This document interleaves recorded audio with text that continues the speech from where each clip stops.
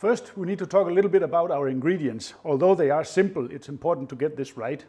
We have 600 milliliter of water and 600 grams of flour. This is 100% hydration, and that's crucial to get that open crumb structure. We are going for, I put in a teaspoon of sugar to feed the yeast. We are using 8 grams of yeast. That will give you an open structure. If you want that super open structure, then you reduce this to half and double the fermentation time. Now we want to proof our yeast as always, so steer this around.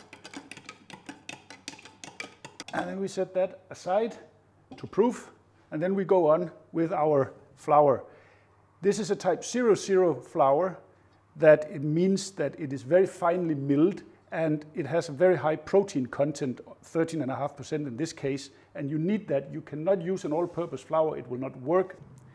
We get that in a bowl, and then a tablespoon of good sea salt, and we give that a mix around here with our bench scraper, just to get the salt evenly distributed, because we're not going to knead this dough.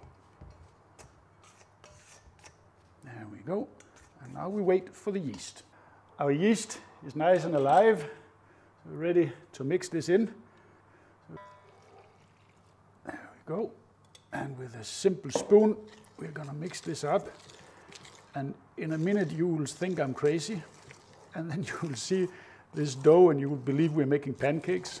But we are not. And I will show you how to make this into a really strong dough. And when it's all well combined like this, you see how sloppy that looks. Then it's time to get it out of the bowl. Clean this up a bit. And then we're going to put it into a rectangular container. And that's important. I will show you afterwards why. Because that will help a lot when we're going to shape the loaves. One important note here is I have oiled this very well from the beginning, so that you see now we have just like a sloppy mess here in the bottom. But that will be better in about 20 minutes. You can see after 20 minutes, not much is going on here still, but that is going to change. The first thing we want to do here is just a fold where we take it like this, fold it over itself. That's not a dough, that's a cream. No, no, no. You will see. You will be surprised. Just fold it over like this, splash it on top of each other like you're playing with mud. But this is going to Play-Doh. Yeah, that's going to build gluten strength in the dough. And when we come back here in a bit, you will see from fold to fold how strong it's going to get. It's a really interesting process. Already now I can feel it starting to get a little bit of structure just by folding it here. We close it up and we give it another 20 minutes to let the gluten relax, and then I'll show you the next move. We're starting to see some action. It has grown actually a bit. Yes, it has, but that's actually not what we're looking for right now. What we're looking for now is just for the gluten to relax. That's why we fold it every 20 minutes and we don't wait for doubling in size or anything like that. Now we're going to do what's called a coil fold. So wet hands, and then we take it from the sides here and we lift it up over itself like this. It's still sticky, but you're getting much stronger dough now. You see, slowly as I do this, it starts lifting and be cohesive. Maybe 5-6 times like this. That looks about right. And then another 20 minutes. Third time should be a charm. So let's test it. But look how the surface is getting more like silky, so it is getting better. Let me wet my hands here. And then. Wow, that has come together actually. It has. Surprisingly now. Then let me turn it around so you can see it here. You can almost lift it up now. Next time we'll be able to lift. Still gooey though. Yeah, but that's the gluten network which is developing. It takes a bit of time, especially with this high hydration. Look now, look the difference. Oh yeah. And that's just by strength building folds, as it's called. Science, baby. That is exactly what it is. So, over top on each other, and we give it another 20 minutes.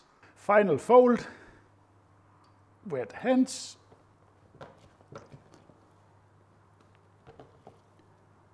Now you see the difference.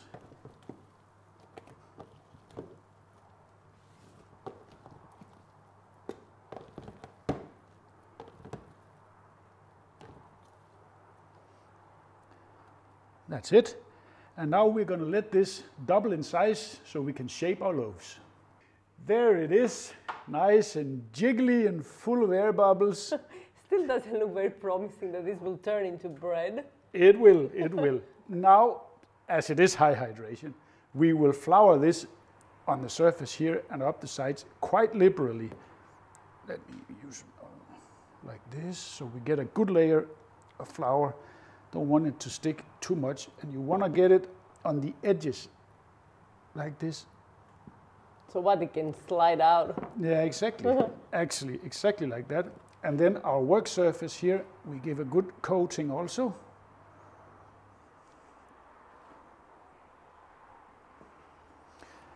And don't forget the tools, because they will stick.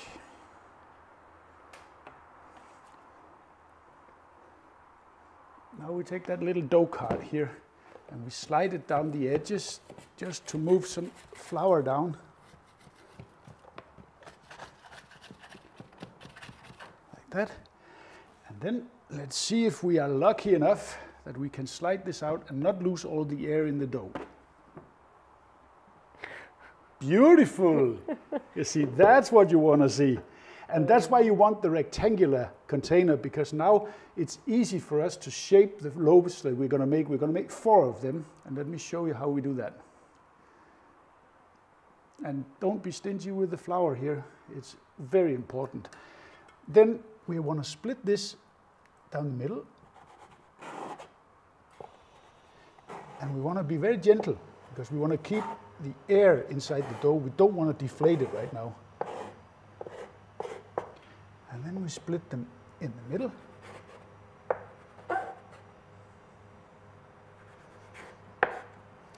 And there we will transfer these over on our baking sheets here. Shape them a little bit so that we get a nice shape on them. You can see you can shape them without deflating them.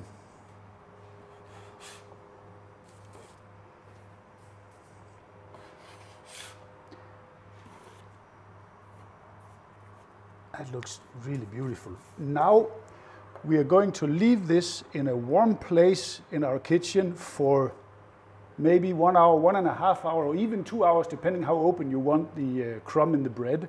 And we're going to leave them uncovered because we want the dough to form a little bit of a skin so that we get that, what they call glass bread, that eggshell crust on the breads. Our loaves are ready, and one of the tell signs you can see is you get these air bubbles here, these really big ones. I have the oven running at 250 degrees with 2 pizza stones in the upper half of the oven. And I want to transfer them carefully to a pizza peel, and do this carefully because you don't want to deflate them. They are sensitive, these babies. Very much so, actually. And in with the other 2. And now we're going to give them 15 to 20 minutes, then we'll have a check, but probably we're looking at 30 minutes in total. Let's check in on our creations here. Let me just pull them out of this so you can see. They're doing well. Ooh, but very golden nice. Very nice, but you want to bake these hard, so I would say somewhere 5 to 10 minutes we still have to go. Our breads are done, time to grab them. I'll show you. This is just to perfection. Listen to that. That is just perfect. And that's exactly what you get with high hydration. You get that really eggshell crust. Absolutely perfect. Now we let them cool down a little bit, and we will cut into them to show you the beautiful structure inside. There they are, cool to the touch. And just, I cannot, you have to listen to this. This is just amazing.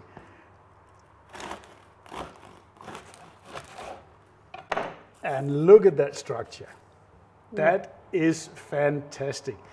Look, the crumb is so thin. That's the skin we created by letting them rise, you know, in open air. And then you have that, look, It's so moist, it's perfect. It's fluffier than the ciabatta, right? Yes, exactly. But this is, in a sense, you can call it ciabatta 2.0. Sorry, Spanish people, I'm not trying to offend you, but this is the epitome of a, not ciabatta, this is what? This is pan de cristal.